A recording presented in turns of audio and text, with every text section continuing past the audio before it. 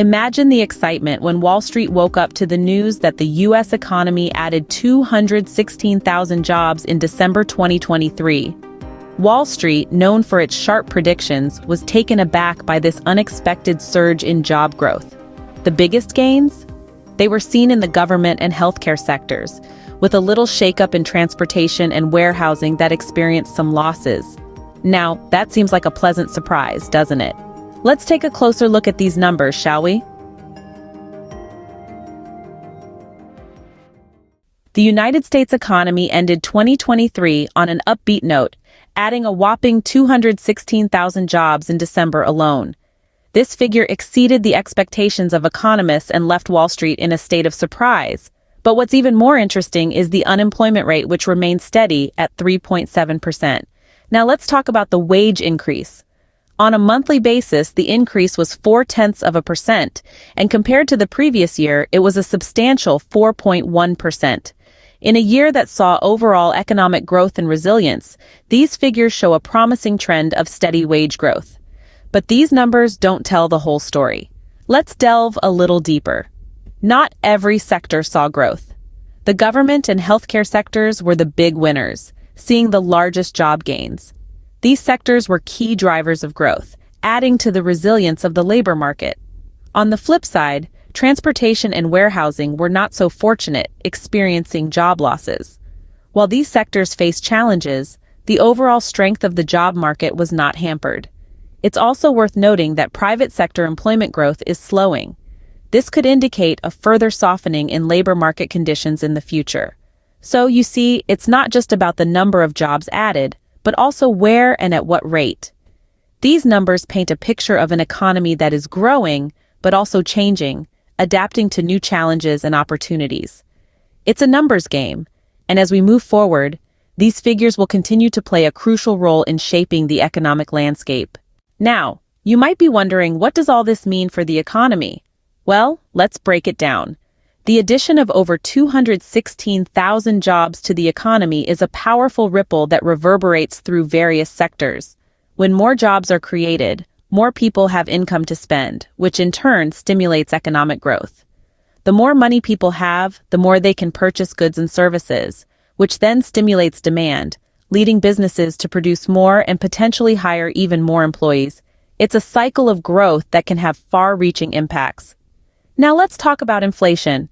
Inflation is essentially the rate at which the general level of prices for goods and services is rising. When the economy is strong and people are working and earning more, they're willing to pay more for goods and services. This increased demand can lead to higher prices, which is what we call inflation. But here's the interesting part: an increase in jobs can also lead to a decrease in inflation. How so? Well, when more people are working, production increases, and this can help keep prices down. So it's a bit of a balancing act.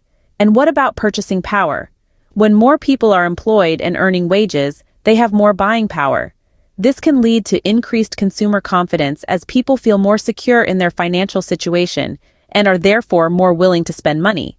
And when consumers feel confident about the economy, they're more likely to make larger purchases like homes or cars, which can significantly boost the economy.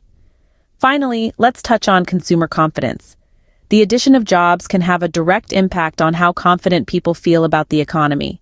When people are working and earning, they tend to feel more optimistic about their financial future. This optimism can then feed into the overall economic sentiment, leading to increased spending and investment, which further fuels the economy. It's clear that job addition is a critical factor in shaping the economic landscape. Let's not forget the big player in all this, the Federal Reserve. Now you might be wondering, what does the Federal Reserve have to do with job growth? Well, it's quite simple. The Fed, as it's often called, is like the economy's watchdog. It keeps a close eye on developments like these, monitoring job gains, inflation, and other economic indicators. When the economy is strong, like it is now, with 216,000 jobs added in December alone, the Fed takes note. It's a sign of a healthy economy, which can influence the Fed's decisions on interest rates. In this case, the robust job growth and steady unemployment rate might prompt the Fed to consider cutting rates.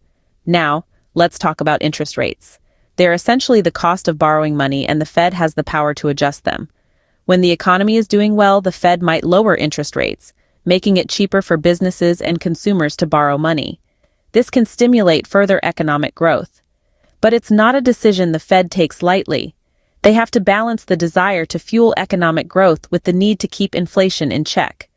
Too much growth too fast can lead to inflation, which can erode the value of money and lead to economic instability.